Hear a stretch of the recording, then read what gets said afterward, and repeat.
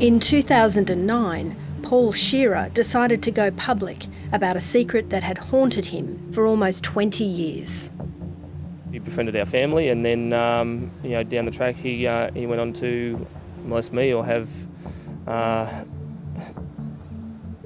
sexual contact with me. Shearer claimed he was sexually abused by a leading Australian swimming coach at least 20 times in the late 80s.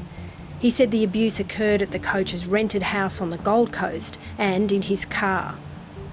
I'd be thinking to myself, no, this isn't happening. So I'd call in to say hello.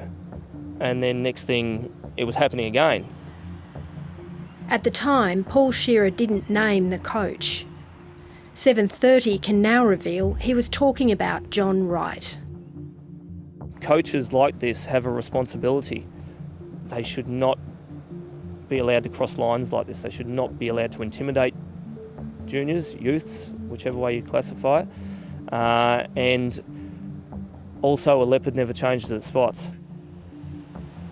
The day after his explosive TV interview, Shearer contacted Swimming Australia.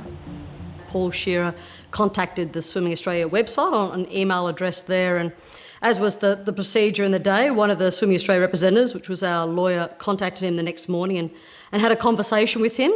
At that point, he did give some information in relation to John Wright, no sort of firm details at that point.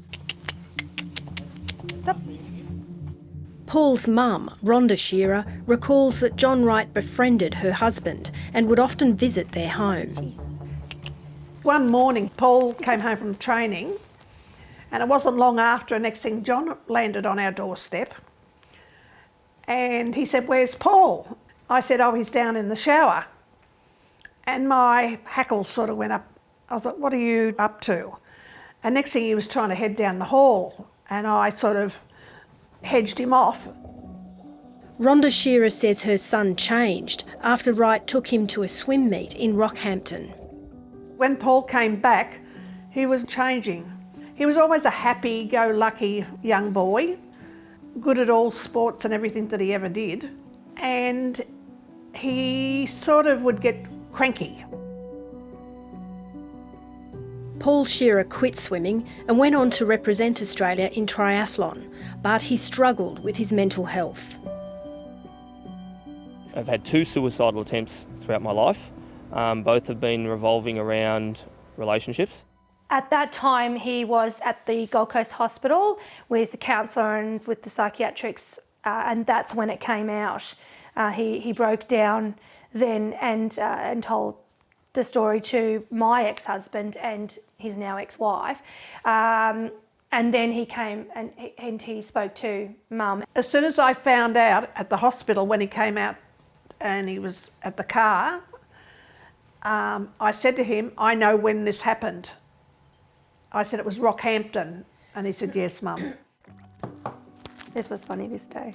Remember he took the one with his shirt off.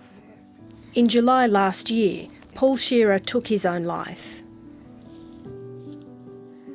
Danielle Shearer is distressed that swimming authorities didn't do more to investigate John Wright.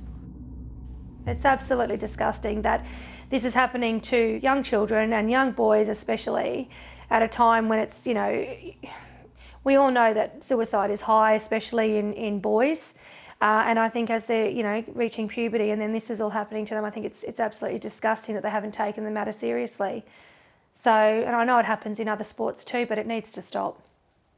Can you take me through what steps Swimming Australia took at the time to look into Paul Shearer's allegations? Because they were made on national television and they were quite specific, they were quite detailed. Well, the file note that I've read in relation to Paul Shearer didn't go into a lot of details. It did name the coach and it did name the sort of period of time over which it was. But the process at the time was you needed a formal written complaint to be able to take it to police and further investigation. Do you think that's a good process? The process has changed significantly since 2009. It's, where are we? 12 years' time. So it is a different process these days. Only a few months after Paul Shearer died by suicide, Olympic swimmer Shane Lewis also died. His family suspect he took his own life. After retiring from swimming, Shane Lewis battled depression and confided in family and close friends that he had been sexually abused by John Wright from the age of 11. In 2016, Shane Lewis and his supporters approached Swimming Australia about his allegations. Shane asked Hetty Johnston for help. He told me that he had been sexually assaulted by John Wright and that he wanted to do something about it. He wanted his experience to mean something for other children and, so that it never happened again. And he reached out to Swimming Australia as the vehicle for that, given that they're a big and powerful organisation. And he felt let down by Swimming Australia. Swimming Australia asked Shane for more information and emailed his supporter a questionnaire. He declined to complete the form and took it no further. Swimming Australia acting CEO Eugenie Buckley says the organisation's response was fair and appropriate at the time. The CEO at the time, reached out to Hetty at Bravehearts immediately after sending the letter to say, can we please discuss it? So he reached out to Bravehearts, he reached out to the police, he reached out to the person making the allegation, he reached out to the alleged victim of the allegation. So, I think that response was probably fair in its, in the totality of that. It's a real shame that Shane felt that way, and that's really hard to hear. She said today the complaint would be referred to Sports Integrity Australia for an independent investigation. Shane Lewis was not the only swimmer to allege that he'd been sexually abused by John Wright. As 7:30 revealed last night, two other men, Colin Marshall and Toby Blundell, say Wright molested them when they were boys at the Chandler pool in the mid-1980s.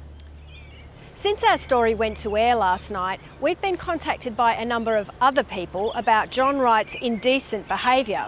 The complaints span 3 decades, from the 1960s to the 1990s, from across Australia and even South Africa.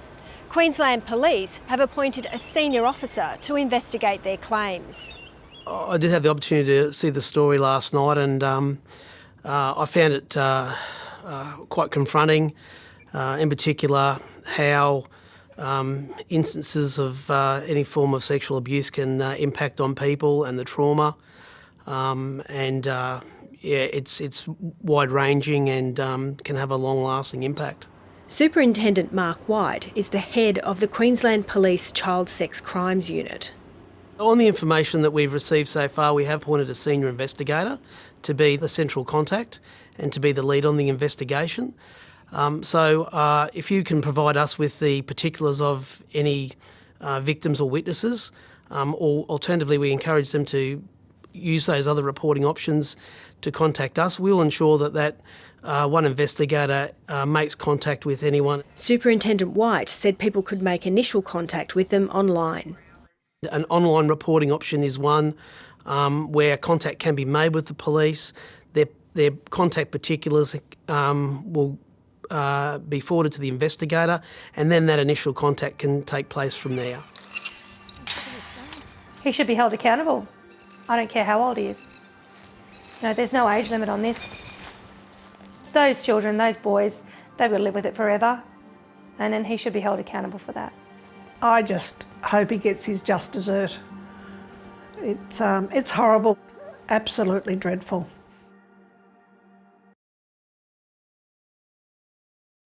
Hi, I'm Lee Sales. Thanks for watching this story. If you'd like to watch more of 7:30's stories, they are on the left of your screen. And tap on the button below to subscribe and get the latest from ABC News.